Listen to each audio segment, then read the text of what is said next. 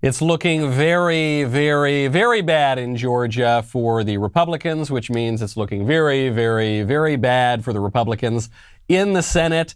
The vast, vast, vast majority of precincts and votes are in now after just a little brief pause, overnight. But this morning, the votes are in. The mainstream media are on the ground interviewing totally real Republican voters to get the pulse of the GOP. There are a couple of reasons why I came today. One, there's a responsibility I have as a citizen of the United States to come out and exercise my right to vote. There's many people around the world that don't have this privilege, so I want to do that. Two, I know that the entire country is looking at Georgia right now as to what our decision's going to be.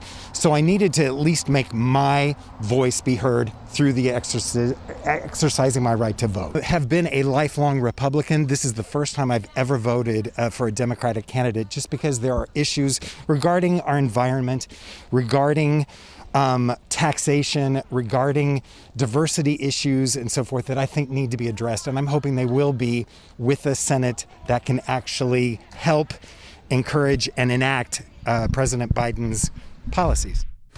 Does that guy sound like a lifelong Republican to you? He's concerned because he really, really wants to raise taxes and, quote, diversity issues, whatever that means. I don't think so. Doesn't sound like a Republican to me. Doesn't sound like a serious news report to me. Seems a little bit like a big charade. I'm Michael Knowles. This is The Michael Knowles Show.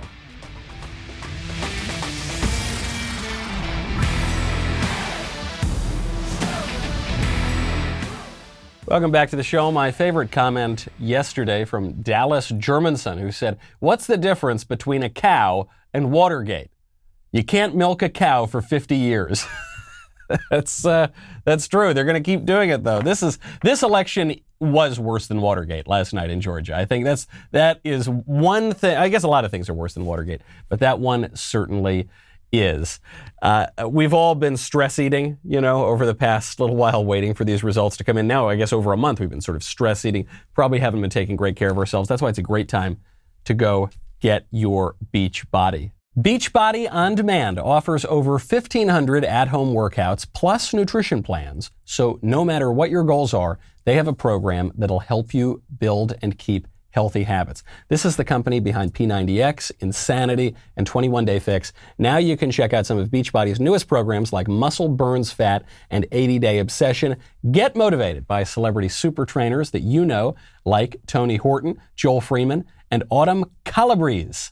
They have trained millions of people how to lose weight, burn calories, and get totally ripped. And by the way, I fully intend to get totally ripped. I've been a little bad in terms of the whole exercise thing the past year or so. That changes now. I'm certainly never going to go to a gym. That's not what I do. But that's why I love Beachbody. Go check it out. You can try it absolutely free. 2020 is behind us. It is a new year, which means it's time to get in shape. Get a special free trial, no obligation membership. Text Knowles, Knowles, to 303030. That is 303030. You will get full access to the entire platform, all the workouts, nutrition information, and support absolutely free. Just text Knowles, Knowles, to 303030. That's what I intend to do, and that's what you should do as well. Go check them out. Very much looking like we're going to have Senators Ossoff and Warnock. Everyone's been focusing on Warnock because he's a complete lunatic and a socialist who hosted Fidel Castro at his church when he was an assistant pastor, and who his wife is ex-wife now, or I guess ex-wife, is alleging that he tried to run her over with his car. That dispute is ongoing. And he's just a complete maniac. He said you can't serve God and be in the American military. Right, he's a complete lunatic. However, he drives me less crazy than the other guy, Jon Ossoff, because Warnock is an honest radical. Warnock tells you more or less what he thinks. Jon Ossoff is nothing. He's just the same thing we're seeing again and again from Joe Biden and Kamala Harris and all the Clintons and all these people. He's a complete empty suit, and he is just a vessel for the progressive bureaucracy. His most emphatic campaign point was that we need to listen to experts. So got more Fauci. That's what he's just a total contrivance. He's like the Beto who could. He is. He and Beto O'Rourke. And to a lesser degree Pete Buttigieg. They're all the same person. They were just built in a lab somewhere by the Democratic establishment, and you have to update the software every so often. But their function is to be a vessel for that establishment. That said, we're talking about some other problems with maybe the election. Was the counting all done on time? How did the votes break at the end? I think it is worth pointing out Loeffler and Perdue are not great candidates.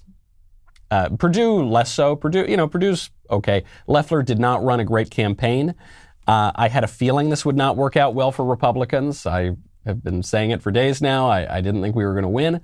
I actually flew down to Georgia to try to help campaign a little bit. I rarely hit the campaign trail, but I thought it would be important to win these races. And on the ground there, it didn't feel like the Republicans were going to win. That's kind of beside the point to me. I'm not even thinking today about the Georgia race. I'm barely thinking about the Senate.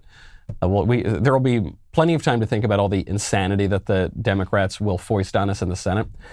I'm thinking about elections more broadly. I think the reason why people are very discouraged here is not even because of all, packing the court or adding new states or ending the filibuster or whatever other nonsense the Democrats want to push on us.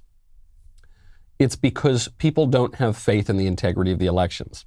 And that's not because of kooky conspiracy theories, and that's not because of international cabals necessarily. It's because of very simple things that the left has done which have undermined the legitimacy of our elections. Namely, expanding election day into election season with far, far less oversight, and mainstreaming the use of mail-in ballots rather than being this rare exception. Now that is the rule, and it's mailed out to everybody. Those two changes open the elections up to massive fraud. Democrats have been talking about this for years. Barack Obama was warning about this. Politico magazine, a left-wing magazine, was warning about this until the Democrats thought that they could turn it to their advantage. And now all of a sudden it is a natural right we have to unsolicited mail-in ballots. And my feeling is, as long as election day is election month, and as long as mail-in ballots are the rule rather than the exception, I will have very little faith in the integrity of our elections. Maybe they'll turn out the way that the voters wanted. Maybe not. There's really no way of knowing. It's just so deeply wrong. It's deeply un-American. It's Banana Republic kind of stuff. And it's really pathetic. You're going to see a lot of blame game going around for a little while. The big culprit you're going to hear is, well, they're all going to try to blame Trump, of course. We'll get to that in a second. One culprit you're going to hear is Lin Wood. Lin Wood is that lawyer who has been saying that John Roberts is part of like a child rape murder conspiracy and the voting machines are all rigged. And Lin Wood is explicitly saying don't go out and vote in Georgia. I don't really blame Lin Wood too much. I think it probably cost some votes. I don't think it cost a lot of votes. I think a lot of people who spend their time listening to politics, reading about politics, they spend a lot of time on Twitter, and on Twitter, that's where these sorts of things flourish. I don't think Lin Wood cost Loeffler and Perdue the election. I think the vast majority of people are not very online, right? They don't spend all their time on Twitter, and I think they were much more concerned with why they didn't get their stimulus bill, or their stimulus checks, rather. I think they were much more concerned with why there were so many improprieties during the election in Georgia, the November 3rd election in Georgia. Why there were so many improprieties in Pennsylvania, for that matter, even nationalizing the issue. I think there was a great ground game. I think the Democrats constructed this system, which I think is rife for fraud, but because of that, they were able to use it very well. I don't blame Lin Wood. It's easy to blame him because he's kind of kooky, but I don't think that's it. A lot of people are going to blame Trump. They're going to say, all Trump's fault, right? That, to me, is completely preposterous. On election night, on the actual election night, November 3rd, when Trump was on the ballot, first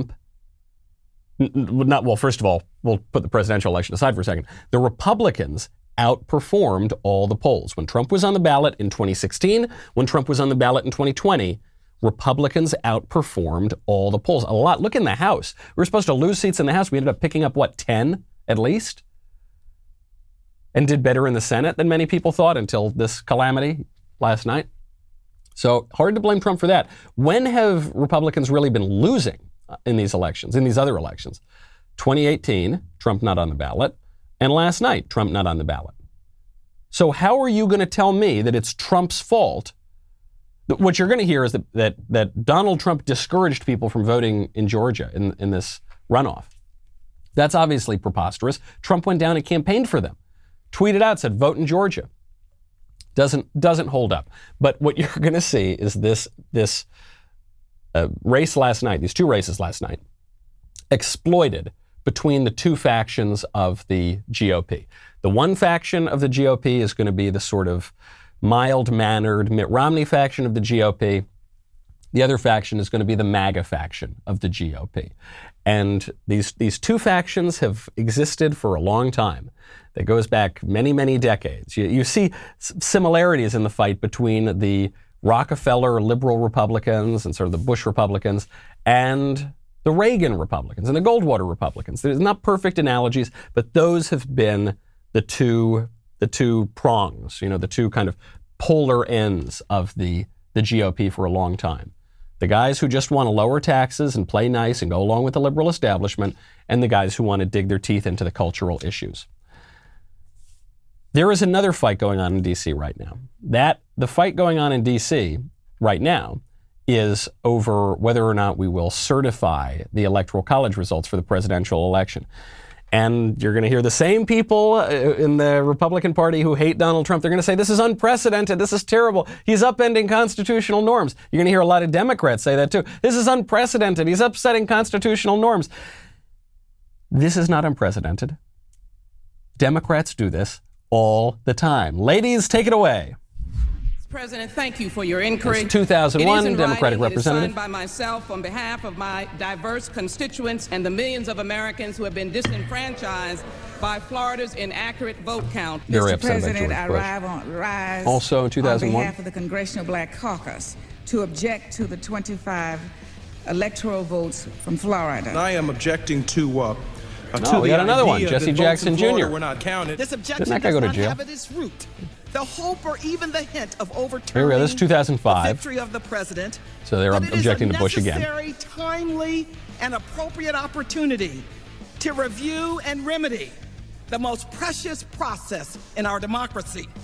I raise this objection because I am convinced that we as a body must conduct a formal and legitimate debate about election irregularities. I raise this objection to debate the process and protect the integrity of the true will of the people.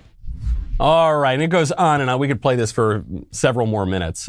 This is perfectly normal. Democrats have been doing it all the time now, basically. But the minute that Republicans ever suggest voicing that opinion, goodness gracious, that's an upsetting of norms. You can't do that. The norm is Democrats get to do whatever they want and Republicans have to roll over. Well, sometimes if you want to make some political change, you got to do it yourself. If you want to do it yourself on your own car, by the way, you got to check out Rock Auto. Now, listen, if you go to the brick and mortar shop, often you're going to get ripped off. Don't do that. Go to Rock Auto. You'll get the lowest prices all the time. You know that I'm not the biggest car guy in the world. So whenever there's a problem with my car, in the old days, I would go into some brick and mortar shop and then I would get ripped off and the person wouldn't have my part and they'd go online, probably to rockauto.com. Then they would order it from there and then charge me twice as much. RockAuto.com makes it so much easier than walking into a store and demanding quick answers to things like, is your Odyssey an LX or an EX? I don't know what my Odyssey is. I don't even know what those letters mean. RockAuto.com has so many parts for your car or truck. Best of all, they make it so easy to navigate the website that even I can do it. Family-owned business for 20 years now, so this is basically as long as online shopping has existed. Really reliable stuff, always reliably low prices. RockAuto.com. Go check it out right now. Go to rockauto.com, see all the parts available for your car or truck, and then write Knowles, Knowles, in their How Did You Hear About Us box so that they know that we sent you. You know them, you love them, go check them out. So this is the next battle today, and this battle today is going to take place on Capitol Hill in the Senate and in the House of Representatives. Josh Hawley and Ted Cruz have been leading the fight in the Senate to object to the certification, and I think there's something like 140 Republican congressmen who are going to object in the House. Probably not going to amount to a whole lot in terms of overturning the election, particularly after last night in Georgia. It's just too much momentum. But Eric Trump, the president's son, went on Fox News last night. He has a warning for Republicans in the Senate and in the House who do not defend the president, who do not defend election integrity. He says their political careers could soon be over. I can tell you, Sean, any senator or any congressman that does not, meaning on this side, that does not fight tomorrow, I'm telling you, will not, their political career is over, because the MAGA movement is going nowhere. My father's created the greatest political movement in American history, and I'm telling you, they will get primaried the next time around, and they will lose if they don't stand up and show some backbone and show some conviction. So in terms of what happens today, probably not a whole lot's going to happen. But by the way, Eric Trump isn't even saying this is going to change the way the election is going. He's just saying, we want you Republicans to stand up. And if you don't stand up, your political careers are over. And on this point, I think he may be right. This is my main takeaway from Georgia. It's my main takeaway from this certification battle. It's my main takeaway from 2018. My main takeaway is the Make America Great Again movement, the Trump movement, is here to stay. It's here to stay. Maybe Donald Trump will not be president after January 20th. Probably that's going to be the case. But the MAGA movement is 100% here to stay. However you want to blame the voters in Georgia, I would not be surprised if some Trump voters stayed home, just like they did in 2018, because their guy's not on the ballot, because they like Trump and they don't like elected Republicans. And it's not just a personality thing. I know it's become very fashionable on the right to say, oh, Trump, they only voted for him because he's mean and funny and he's a showman and all that. Sort of. Also, he offered a different political vision. What you had been getting for decades and decades and decades on the right was calls to lower taxes and calls to roll over on all the social issues, more or less. You'd hear some nice speeches about abortion, but Republicans in elected office really didn't want to do very much about abortion. The leaders of the, Mitch McConnell, I don't think he cares very much about abortion. Even George W. Bush, he was certainly much better on abortion, but he was a little squishy on certain bioethical issues, certain stem cell lines, that sort of thing. And Bush was one of the good ones. More usually, you got the kind of business Republicans who just talked about changing, numbers on a spreadsheet and trying to fix the debt a little bit and try to fix the deficit a little bit. And then forget about immigration. Actually, not only forget about immigration, you've got to open the borders. It's very good. We need more and more and more immigration. We've got to utterly redefine marriage. We've got to take everything that really matters to us and put that aside so that we can lower taxes or something. That's not going to work. A fellow at the Ethics and Public Policy Center yesterday tweeted out a graph, and it's a graph I've seen for a while. Maybe you have too. It shows where politicals' affinities are. So let's say you're very, libertarian and very right-wing or whatever. It kind of shows all of the map. And it shows that there are a lot of people who are fiscally conservative and fiscally liberal and socially liberal, meaning, I know those words get kind of mixed up, but they're very far to the left on both economics and on social policy. There's a lot of people down there. Then there's a lot of people who are to the right on social policy, but they're kind of more moderate on economic policy. And then when you look into this other quadrant, which says they're, say, fiscally conservative, socially liberal, there's basically nobody. And yet, the fiscally conservative, socially liberal kind of Republicans dominate in the think tanks, they dominate in the media, they dominate in college dorm rooms, they dominate in sort of young Republican politics, at least for now. They do not represent any voters. Nobody is there. And that's why they lose and they lose and they lose.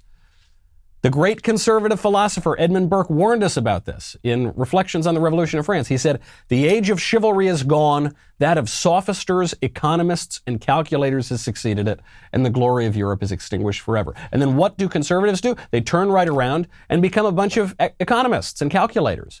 No, ain't gonna work, buddy.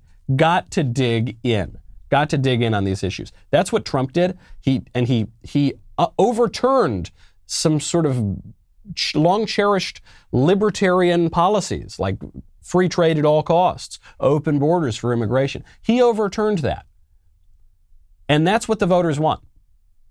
And they like him, frankly. It would seem to me, since the Republicans do a lot better when he's on the ballot than when he's off the ballot, it's hard to conclude anything else.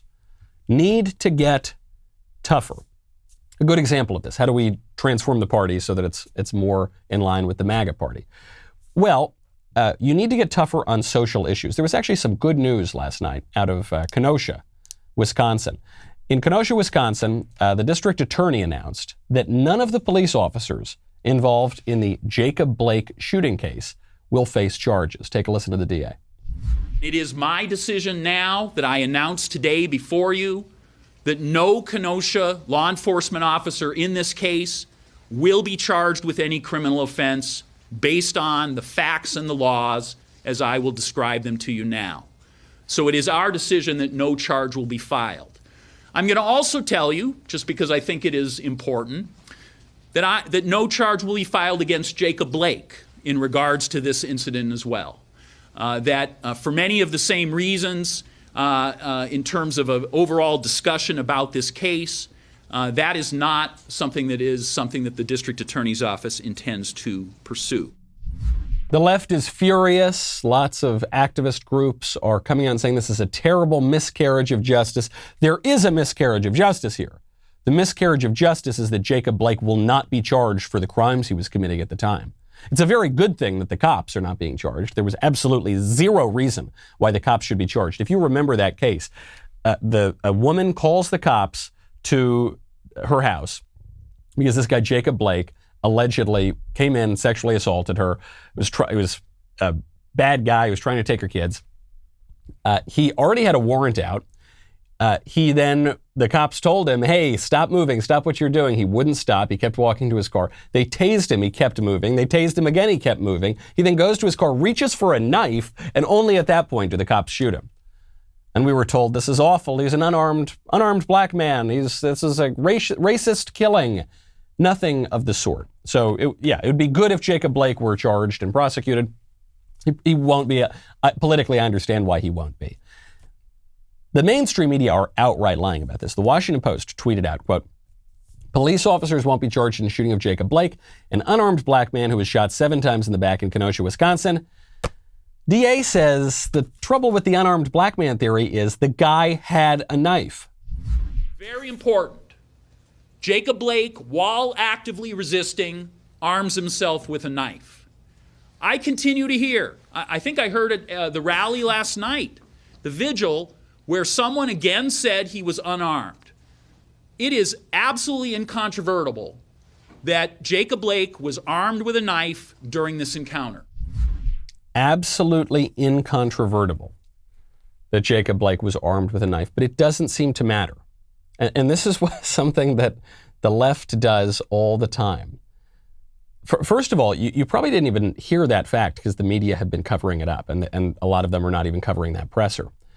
But it doesn't matter. Whenever the left constructs a narrative, Jacob Blake's an unarmed black man, innocent, he was killed he was shot by the cops, then the facts come out and contradict that. And they say, well, okay, whatever about the facts in this case, it gets to a greater truth. The lie that we're telling gets to a greater truth. They are so taken with their own abstract theories. They're so taken with their own ideology that they will not let reality get in the way of that. And I think a lot of squishy Republicans think, oh gosh, they must have a point. There must be something to this whole thing. They must, maybe if we try to be a little conciliatory and meet in the middle. There's no meeting in the middle. These guys are peddling lies, and they're lies designed to upend law and order in this country and upend justice in this country. And you got to get tough on it. That is at least a little bit of good news out of Kenosha, even as we have to deal with this very bad news out of Georgia and out of the Senate. We have some other good news, which is that the Daily Wire is getting into the culture business. You know, we always comment on these things. We're always telling everybody else what to do, and someone's got to make a Hollywood studio, and someone's got to do this, and someone's got to do that. Well, we're just going to do it ourselves. We got our first movie coming out, Run, Hide, Fight. It's going to be available to watch on Friday, January 15th at dailywire.com. We're going to be doing a special live stream premiere the night before. on Thursday, January 14th on the Daily Wire YouTube channel. Let's kick off 2021 by fighting back on culture, creating our own content. Take a listen. This is high school. Nothing that happens here matters in the real world.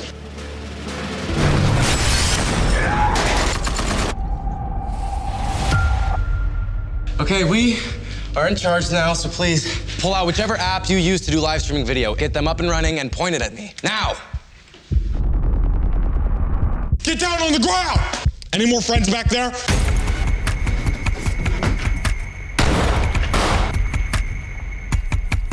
I'm calling 911. Get back to your homeroom and stay put until...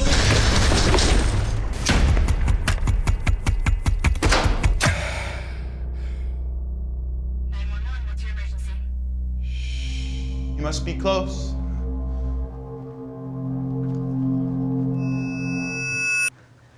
You should be ashamed. Very disturbing news out of Vernon Central High School. Zoe.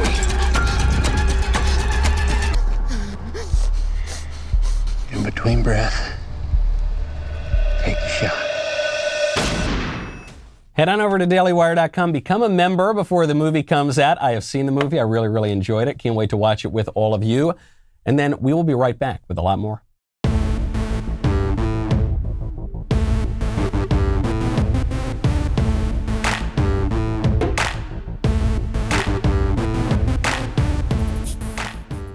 I've got breaking news, shocking news. No, I'm not talking about the Senate races in Georgia. I don't really care about that news anymore. It's, it's going to be what it's going to be. No, I've got a much more shocking news from NBC. Trans women retain athletic edge after a year of hormone therapy. Study finds. Well, a new study suggests transgender women, also known as men, maintain an athletic advantage over their cisgender peers, also known as women, even after a year on hormone therapy. Oh my goodness, you're kidding me. Wow, it would appear that the genius experts with many, many years of medical training, research training, MDs and PhDs, they have finally concluded a study that shows what people with even a modicum of common sense have always known to be true. Namely, that men are physically stronger than women. Can you imagine? We have all seen in recent years, as the gender ideology craze has swept through schools and swept through the culture and swept through sports, there will be some women's track race, and you'll have these two little 90-pound girls, and they're running the track race. And then you get some like 140-pound, 160-pound dude who has long hair and who is pretending to be a woman. And wouldn't you know, he always wins the track race. And then we all have to pretend like, well, no, maybe he was on hormone therapy and, I don't know, he had some kind of plastic surgery, so maybe it's a fair fight. It's obviously not a fair fight. If you permit men in dresses to play in women's sports, then there's no such thing as women's sports. I don't exactly watch the WNBA, okay? I don't even watch the regular NBA. So the sports thing does not really bother me from an entertainment perspective, but it is deeply unfair, isn't it? I mean, the whole point of Title IX was that women are allowed to have their own sports leagues. And then gender ideology comes in and says, no, you don't. And it's kind of funny because Title IX was, at the time, considered a very liberal, progressive movement. And then it created these women's sports teams and leagues and allowed women to get scholarships and allowed women to get awards and have the glory of playing in games. And then another left-wing movement, a far more left-wing movement, comes in and says, actually, women, no, you don't get those sports leagues. This actually ties back into what we were talking about between the economics-obsessed people on the right, just the kind of Mitt Romney, Ben Sass, technocrat types, and the cultural fighters, guys like Donald Trump or Josh Hawley or Ted Cruz or the guys who actually lean into those questions. The economics-obsessed right wing, the basically liberal establishmentarian right wing, they don't want to talk about this.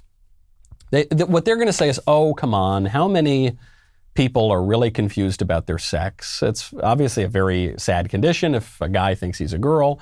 And so let's just let him, let's just indulge that delusion, let him compete in the women's track race. And he's obviously going to beat the girls, and he's going to take their scholarships, and he's going to take their awards. But come on, it would be nice to him. And frankly, I just don't want to deal with it because I'm over here busy trying to lower taxes and allow multinational corporations to expand and try to open our borders to flood the country with illegal aliens, and then give amnesty to them later. So come on, I'm trying to pursue all these really important conservative things. Why should I care if boys are going into the girls' changing room? Why should I care about? That's such a minor issue. It's not a minor issue. And by the way, if this were a minor issue, I agree that the sexual confusion affects a very small number of people, although it is spreading like a social contagion. The number of Gen Zers, people below them, younger than the millennials, who are confused about their sex and gender has skyrocketed in recent years. So there's both a psychological element, but it also spreads socially to varying degrees.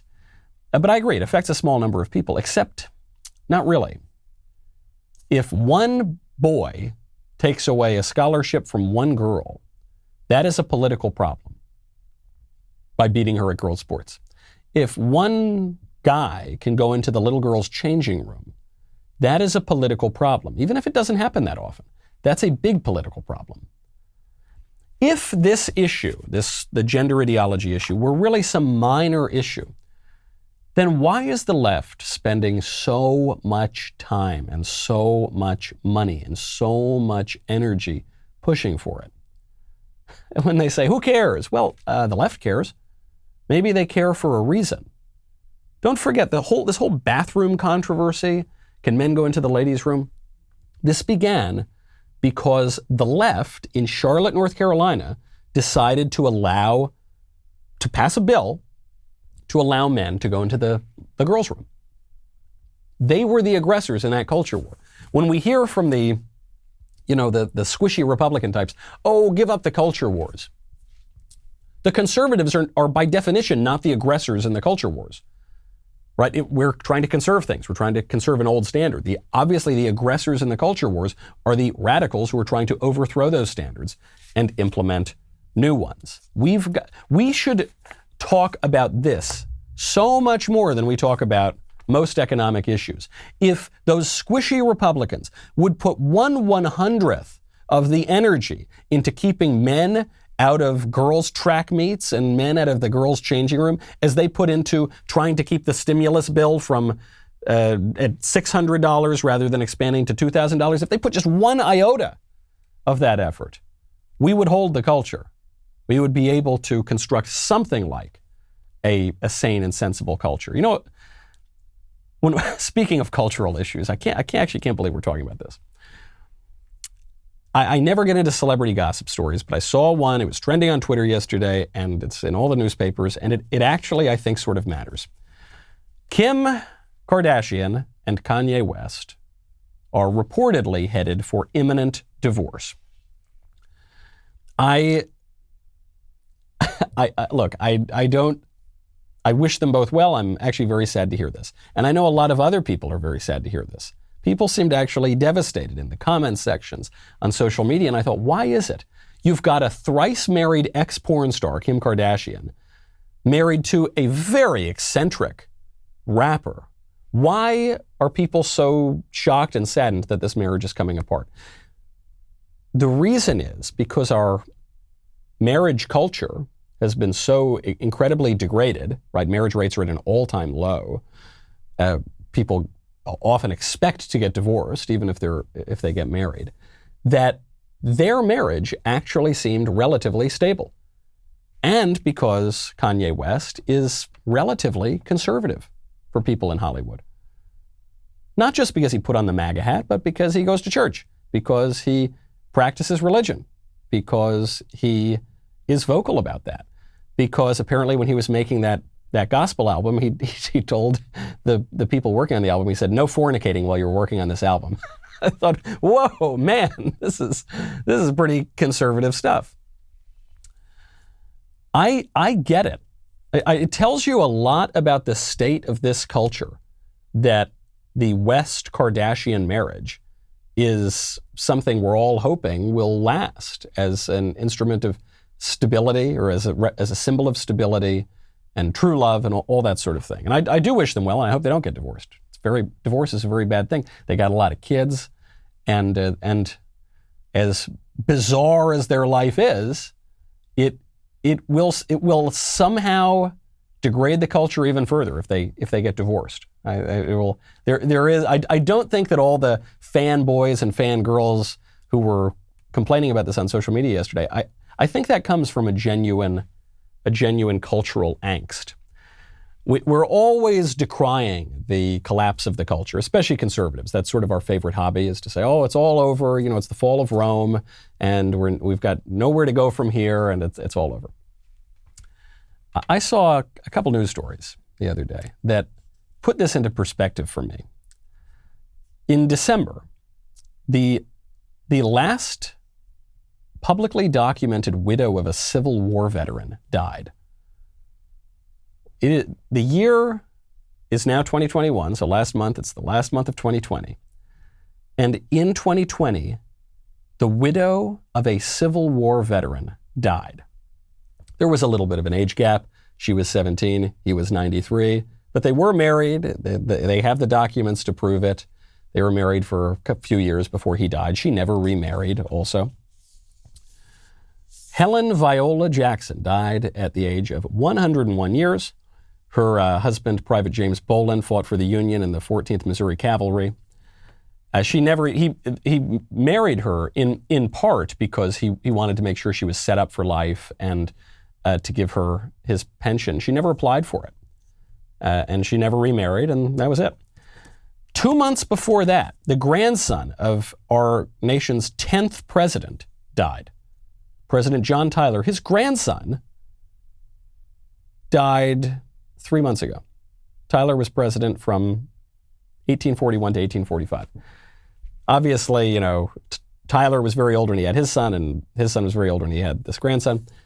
Nevertheless, this is a very young country. That's my big takeaway from it. This is a very young country. And when this kind of cuts both ways. You're going to hear a lot of sort of squishy types over the next few days say, oh, listen, the country has survived greater difficulties than this. Look, you don't need to worry about the integrity of our elections in this country. We're the greatest democracy in the world. You don't need to worry about the structure of our civil institutions. Look, we're a strong country, leading country in the world. It's a young country. It's a young country. And things have been good, generally good till now. I mean, we did have a civil war. There were two world wars. We had massive civil unrest in the 1960s. So, yeah, I mean, it's been basically good basically stable until now, civil wars aside. But it's a young country, and a lot of things could still happen. On the other side, you're going to hear people say, look, this is going to get really bad.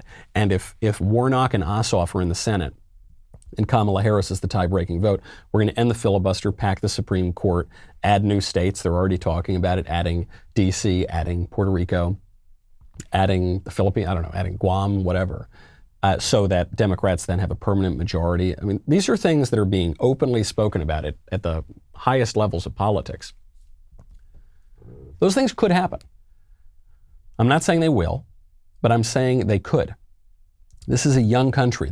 What's driven me craziest about the whole last month or month and a half of since the election is people on both sides talking about how this is unprecedented. This has never happened before. First of all, in a young country, there are going to be a lot of things that are unprecedented, and it's not going to stop you from doing them. But also, there have been precedents objecting to the certification of electoral votes. It's very precedented. Democrats do it all the time now. And we had a major constitutional crisis in the 1870s over it. Adding new states to the Union. For most of our country's history, we've added new states to the Union. The idea that we couldn't add a new state now, crazy. The reason that it would be difficult to do it now is because it would upset the balance of power in the country, much like you saw in the 1850s. And then you know what happened after the 1850s. So what do we do now? I think the most immediate thing to do right now, so much of this came because of COVID. and specifically the lockdowns. You're going to blame Trump, you're going to blame Lin Wood, you're going to blame Mitch McConnell, you're going to blame Stacey Abrams, you're going to blame whoever. If not for the excuse of COVID, these lockdowns wouldn't have happened, and the use of widespread mail-in votes, which are intrinsically vulnerable to fraud, would not have happened. And the expansion of election day to election season very likely would not have happened. So you've got to end this crazy COVID stuff. And there's a guy doing just that down in Florida who just shut down a CNN reporter. Governor Ron DeSantis, pretty tough Republican down there. He was asked about his COVID policies. He tried to answer the question, but he wouldn't let CNN filibuster. Governor, what has gone wrong with the rollout of the vaccine that we've seen phone lines jammed, websites crashing? It's a lot of demand. I mean, I think at the end of the day, excuse me. If I could finish my question. You just said what has gone wrong, so I'm answering the question. If I could complete the question, though. So you're going to give a speech, or are you going to ask a question? With all due respect, Governor, you asked a question. I'm going to answer it. I'm trying to finish my question. No, you're giving a speech. You asked a question. I am trying to ask you the. You're going to ask how many questions? You get 3? They only got 1 question. Why do you get 3? With all due respect, Governor, I'm just asking if I could finish my question. You didn't. You finished the question. I did not. My full question is, what went wrong with the rollout of the vaccine when we've seen phone lines jammed, websites crashing? So you're repeating your question. To complete it for you, Governor, we've seen websites crash and also senior citizens waiting overnight for the vaccine. Where was that at?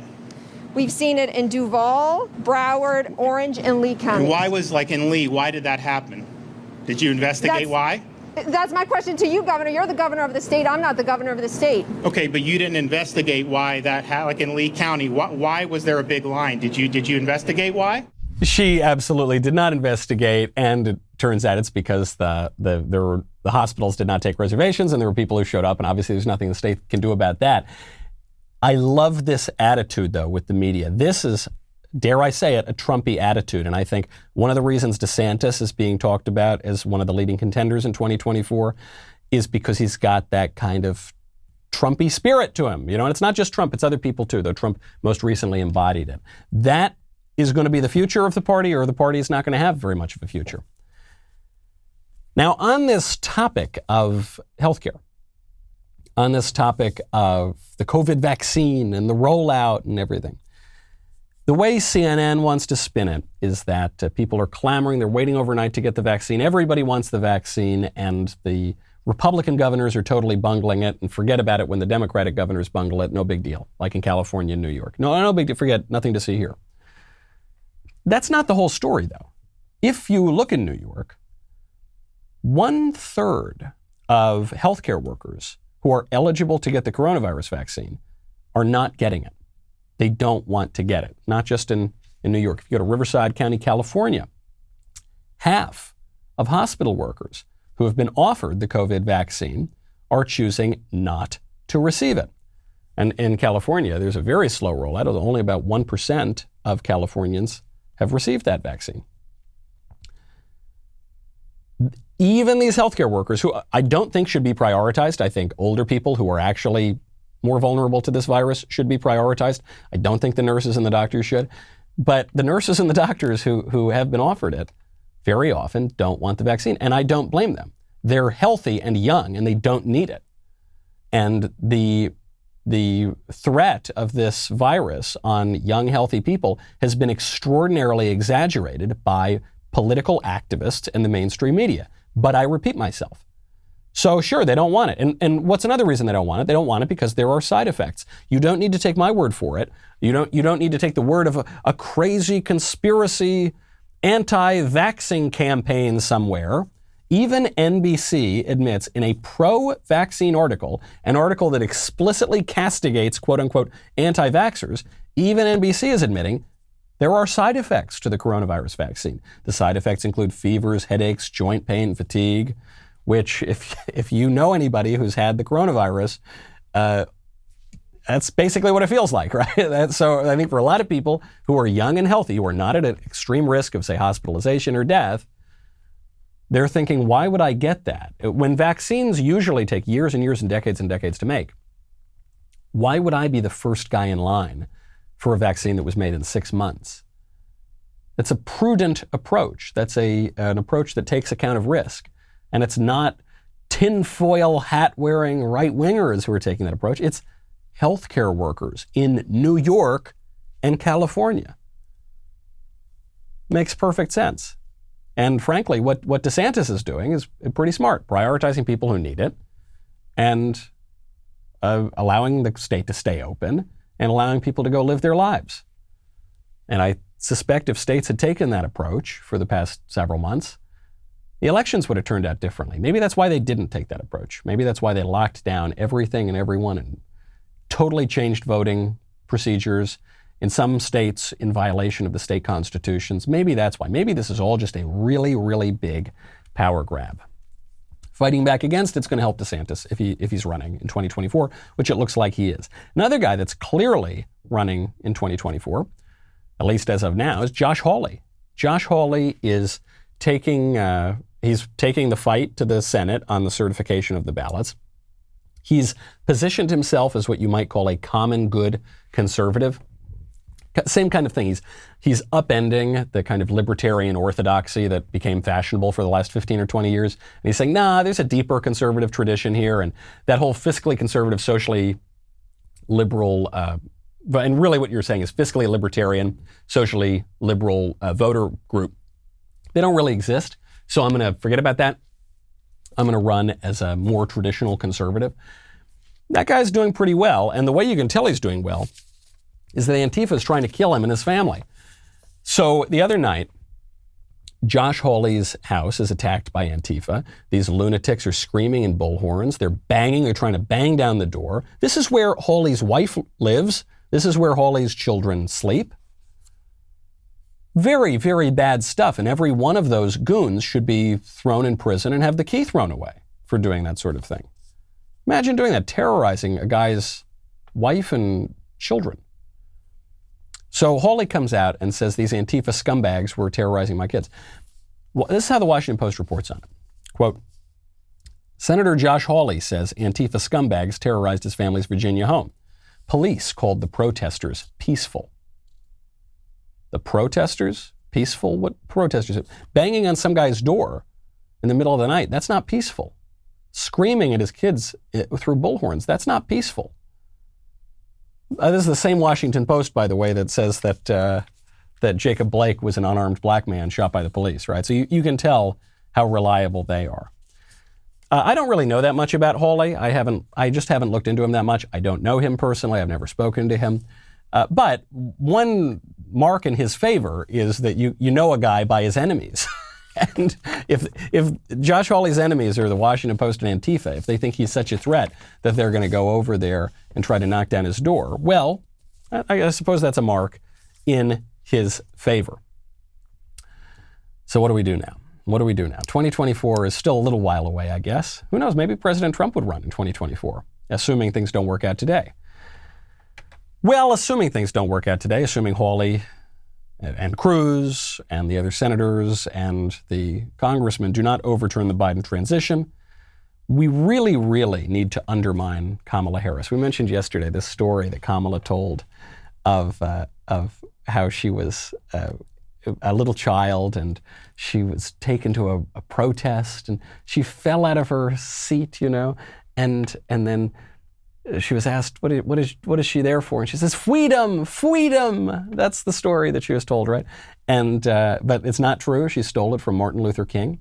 How do you steal from Martin Luther? It was an interview that King gave to Playboy. Well, it turns out Kamala has used this story a lot. She used it on Book TV, on C-SPAN. She's used it in Elle magazine. She's used it all the time. She is a shameless and professional liar. And I think one thing you could see is a lot of gaslighting, a lot of people telling you, there's no question about election integrity. No, mail-in votes are wonderful. And no, there's no question. We shouldn't have any voter ID. And no, we need election season. We're going to take a pause on counting the votes tonight, but we'll get you the results in 3 weeks when we figure out exactly how many ballots we need. There's a lot of gaslighting. We're going to need to stand our ground. This is not the time to go squishy. All right, that's it. I'm Michael Knowles. It's The Michael Knowles Show. See you tomorrow. She would look down at me and Kamala, what do you want? What do you want? And I looked back up at her and I said, freedom!